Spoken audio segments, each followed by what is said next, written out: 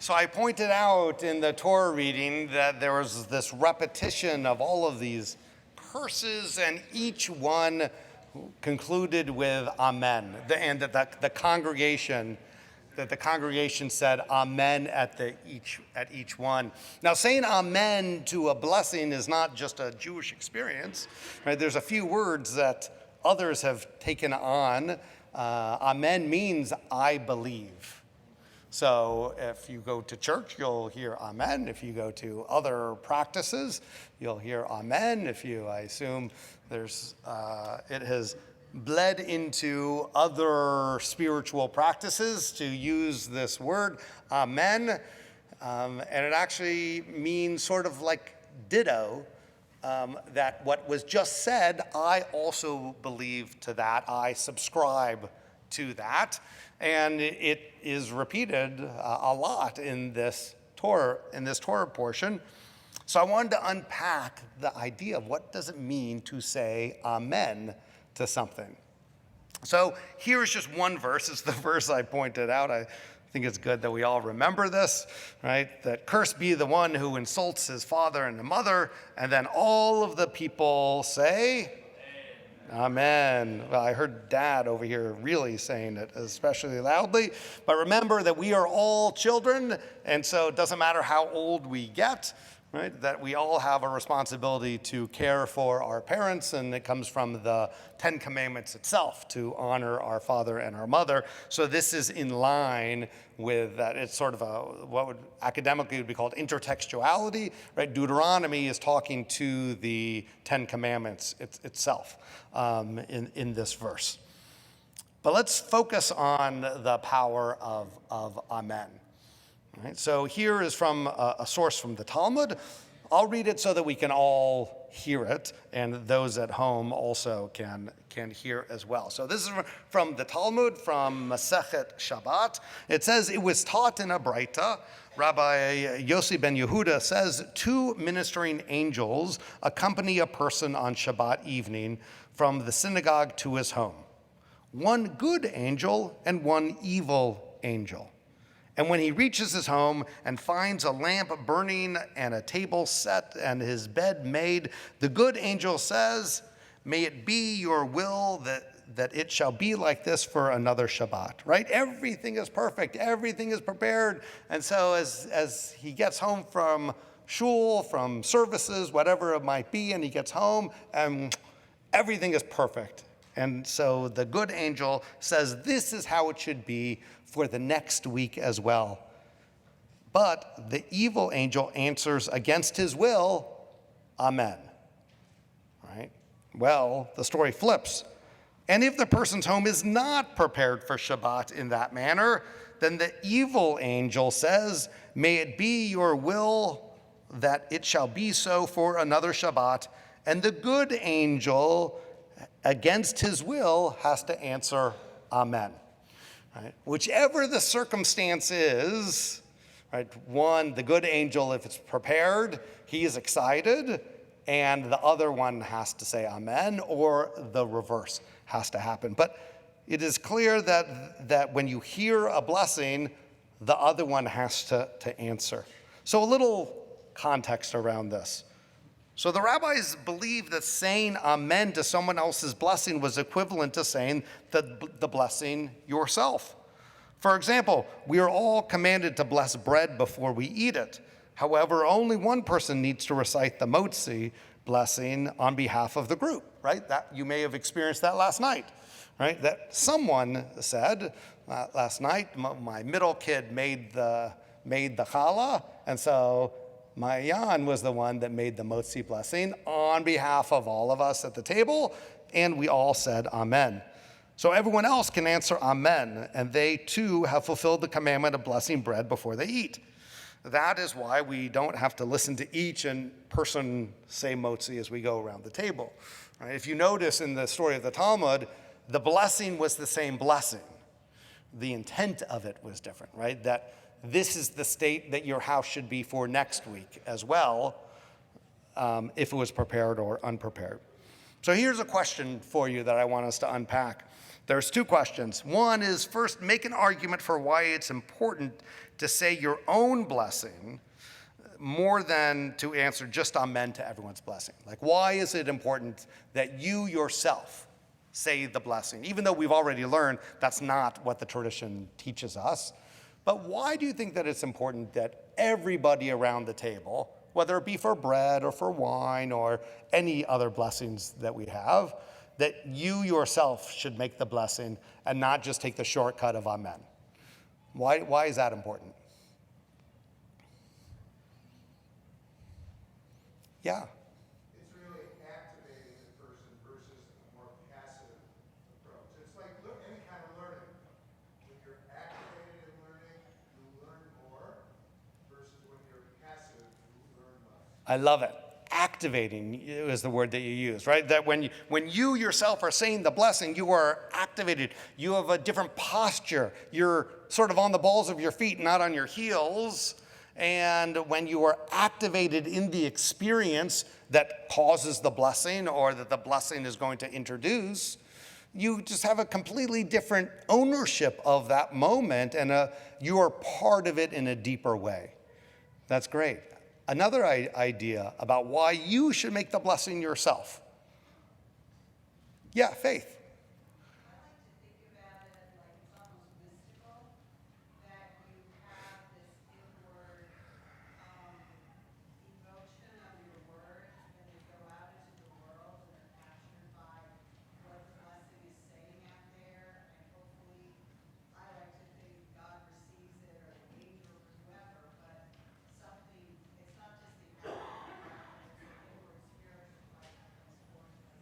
As always, I love what you're sharing, Faith, right?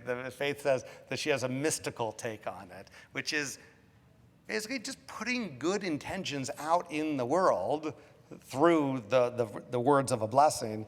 It's got to be good, right? To put, to now quote, today I'm really dating myself, to quote the Beach Boys, right? To put good vibrations out there, right, is like it's just got to be good. So the way Jews put good vibrations out there is that we say a blessing, and whether the angels accept it or God accepts it or whatever mystically happens with that, again, you are activated, as was said, and not just for yourself, but also just kind of, it's good for the world to have more blessings out there. I love that idea. But now let's flip the other side, right? The second question is, why do you make an argument that you think it's okay and proper to say amen, right? What they said, Glenda's excited for this one. What they said, I also sign on to that. It's sort of like the end of the political commercials that say, I approve this message, right? That's what amen basically is. So Glenda.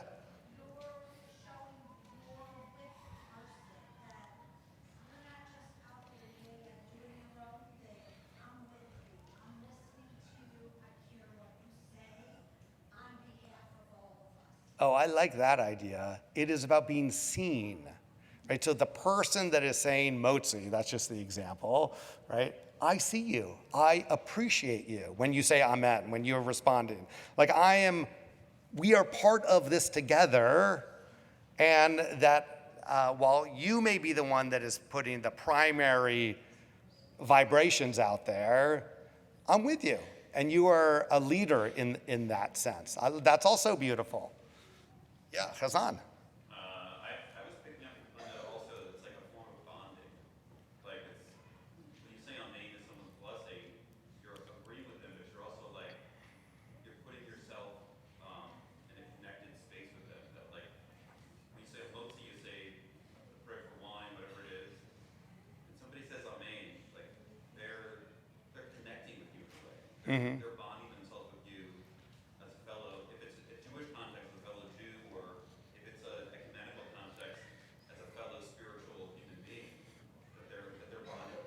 That you are bonded with someone, you are connecting with someone, you are in the same space, right? So what both of you are saying is we shouldn't take amen so frivolously, that's the word, right? That we should take amen seriously because we're connected together. Okay, Jerry, and then I'm going to, Oi. Presents an idea.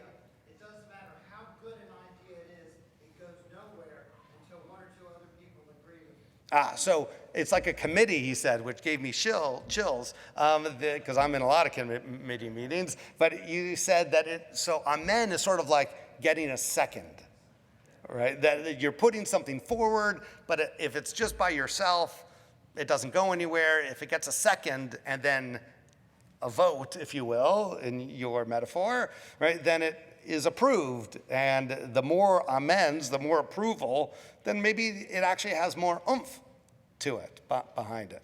I like that. That's a great idea. Okay, Matthew.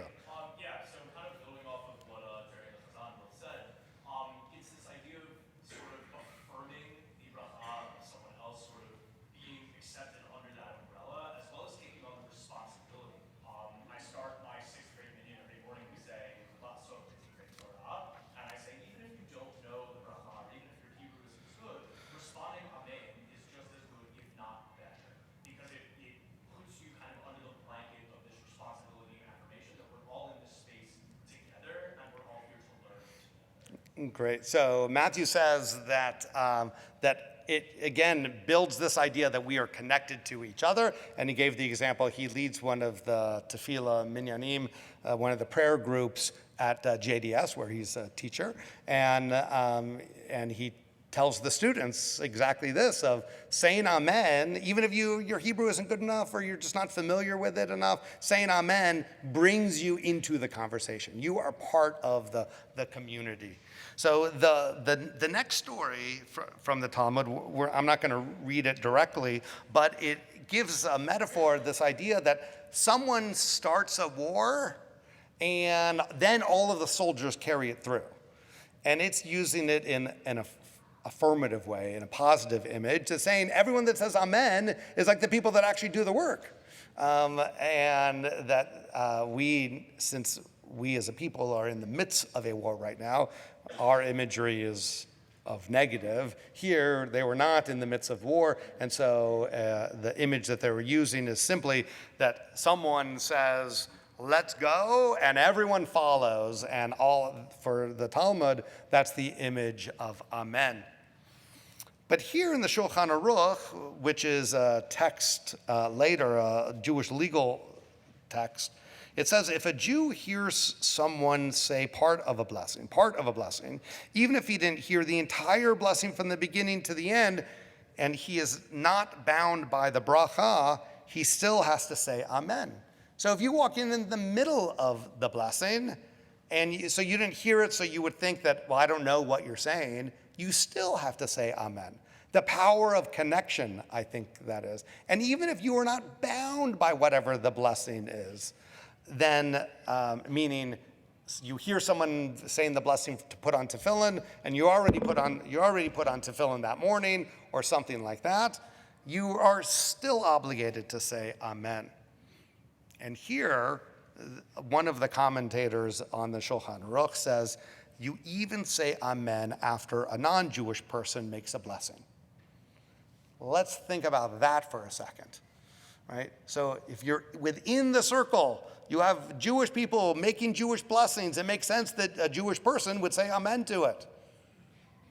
Why do you think that the rabbis extend this obligation to another faith group, that you need to say amen to it, even if it's not within your system, if you will, your theological system, you should still say amen to it, right? The Chazan talked about an ecumenical setting or a multi-faith setting.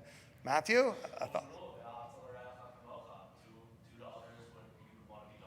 So to love your neighbors, that somehow, so say one more thing, how is saying amen an act of loving your neighbor?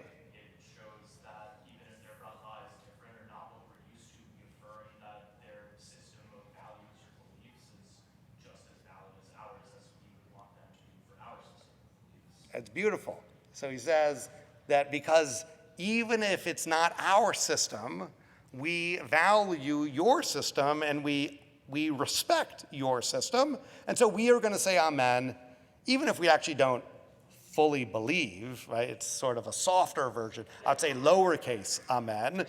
compared to capital A, amen, right? That we are going to respect you because we are neighbors. We are in this community together. And so Matthew's saying that, building off of the Ramah, of the Shulchan Aruch, that maybe it's an act of care or respect for it, even if we have different theological systems. Glenda.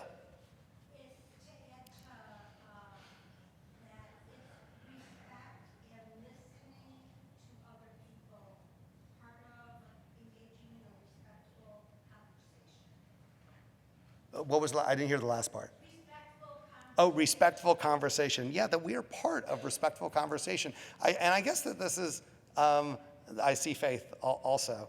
And maybe that's why I wanted to lift this up, because this is about how to have respectful conversation, which is something that is as small as amen.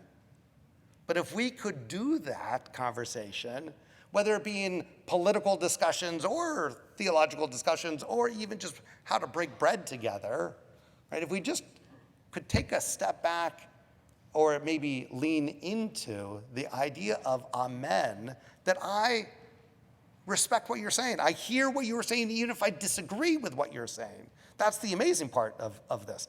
This is clearly, the rabbis are thinking about theological issues. They do not agree with the other theological approaches, but they're still finding it within themselves to say, I hear you, I see you, I respect you, even if we don't agree with each other. And I find that to just be an seemingly impossible moment in the American political system right now. Okay, Faith, and then Josh. What comes to mind is we all look at our hands, we have 5 fingers, and in the Navajo way we say Shlai, which means the 5-fingered people. And so from the Navajo perspective, that makes us human beings. From the Jewish perspective, I've learned we see in each other that God created each of us. And so when I look at you, that's God. There is a spark of God in you and all of us here together. And so it's really that sense of connection as a human being that kind of supersedes everything. We can intellectualize our respect for each other and our differences, but ultimately we're all human beings. We all shed blood, and we're all the same. Yeah, beautiful. Faith is sharing from her Navajo tradition that there's a phrase that we are the 5-fingered people, which means humanity, because we have 5 fingers, all of us.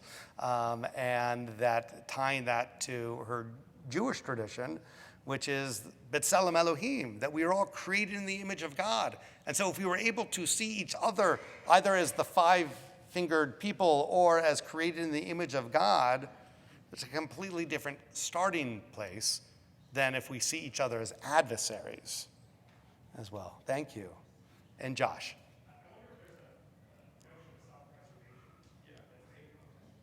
Sure.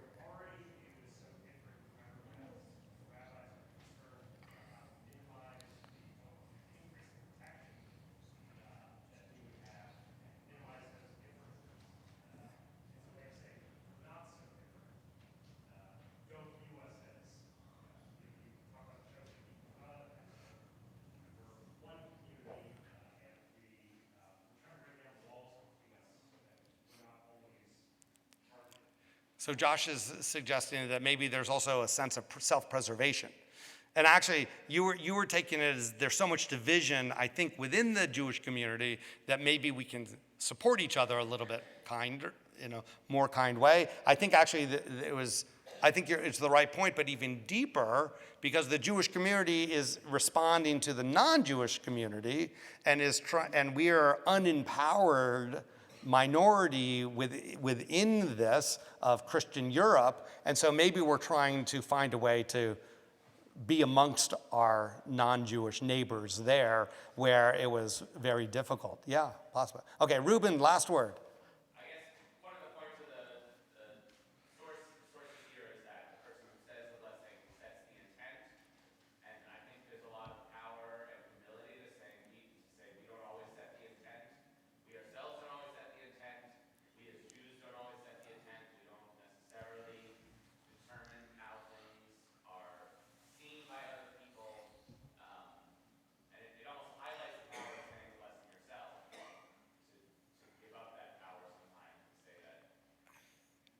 I, There's a lot of different things in the world, and we are not always the ones who are determining what that is. I love that idea. Anava is the midah, is humility, right? So if the responsibility that Reuben beautifully says, the person that says the blessing sets the intention, and everyone else says amen. And it requires humility to let someone else set the intention. That's a powerful lesson. That is why I like to learn together, right? Because always an idea that I had not thought of is going to come forward. So, Reuben, I think that is a beautiful teaching, that the idea of amen is really an act of tremendous humility, of letting someone else take the lead, of letting them have the intention, whether it be for motzi or whether it be the whole array of blessings that we have the opportunity to say. Because when we have that moment of humility, we will be more connected to each other. We say sometimes you just have to get out of your own way. Right? And maybe allowing the space for someone else to be activated, to step forward, is a way that we actually deepen our ties with each other. I couldn't talk about amen without at least mentioning the book that just came out this year, The Amen Effect by Rabbi Sharon Brous. Right? You can get it at the library, listen to it on an audiobook, whatever it might be, right? But really her main point of the book is how saying amen is about showing up for each other. And how if we can lean into that, raise that up, we may be able to navigate through the steep differences that we have from one another, but we should always still say amen to one another as well. Shabbat Shalom.